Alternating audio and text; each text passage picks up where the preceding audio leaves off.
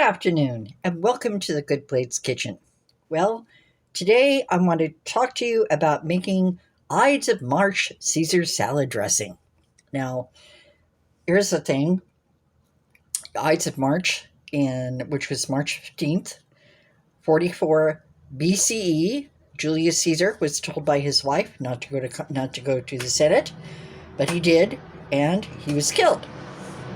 So we all remember the Ides of March for that reason. Now, here's the interesting thing. Caesar was a very powerful man, and people decided to take that name on if they wanted to feel powerful. So we have Tsar, we have the Kaiser, people like that. Now, interestingly enough, there was one man, Mr. Caesar Cardini.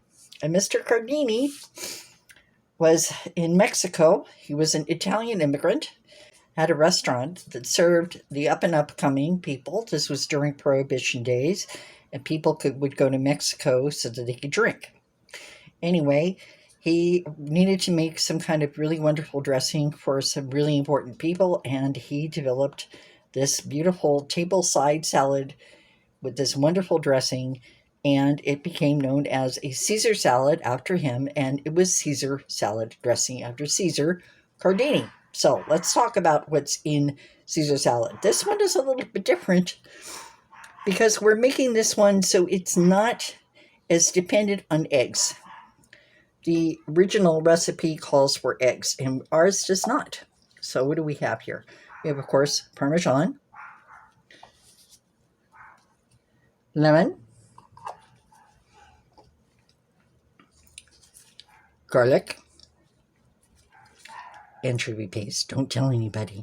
You can't even tell this it tastes like fish. It doesn't taste like fish at all. All it does is give it salt and umami. And then we have Worcestershire sauce and extra virgin olive oil from Sicily. Okay.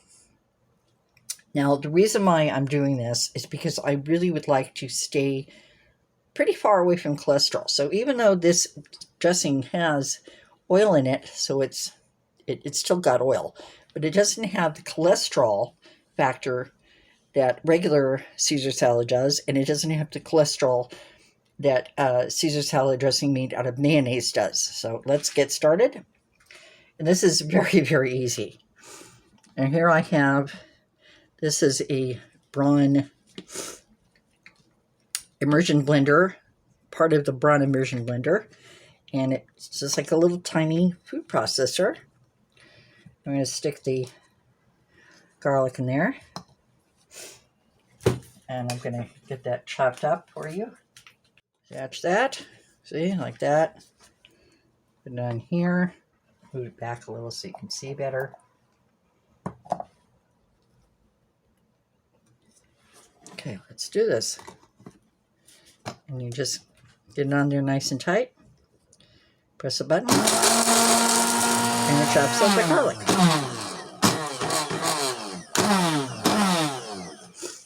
Very much like the Braun food processor, it also has a dial so you can choose what speed you want to use. Okay. So we have that done. And now we're going to add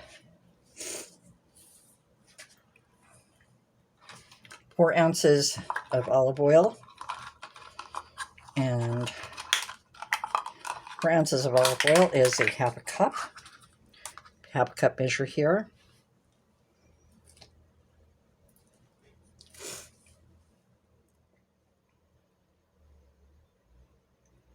Okay, put that in there. Ooh. Now I'm going to add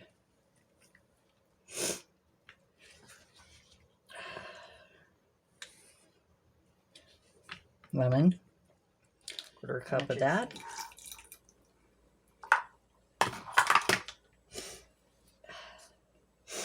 And we need a teaspoon of Worcestershire. Anchovy paste. Now, I'm using anchovy paste instead of anchovies because these don't have any bones, and we don't want bones. Okay.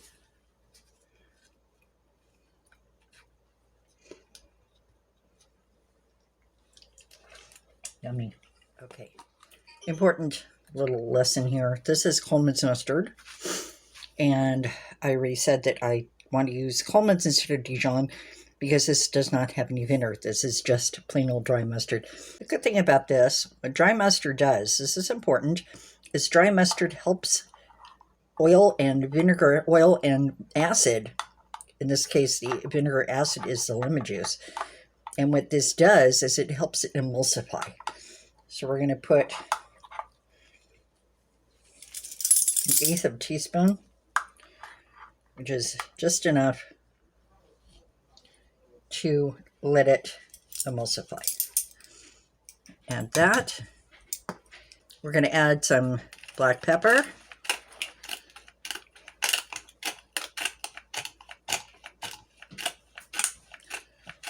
Just until you think you're going to like it. And now we're going to add the cheese.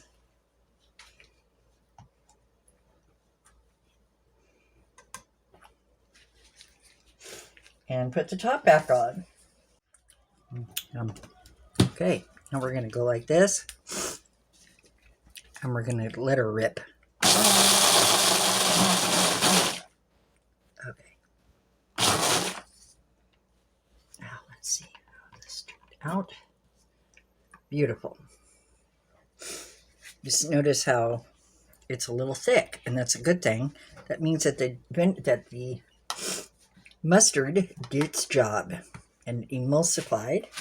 I have a little piece of romaine lettuce, which is what Mr. Gardini used. And taste this and see how it is.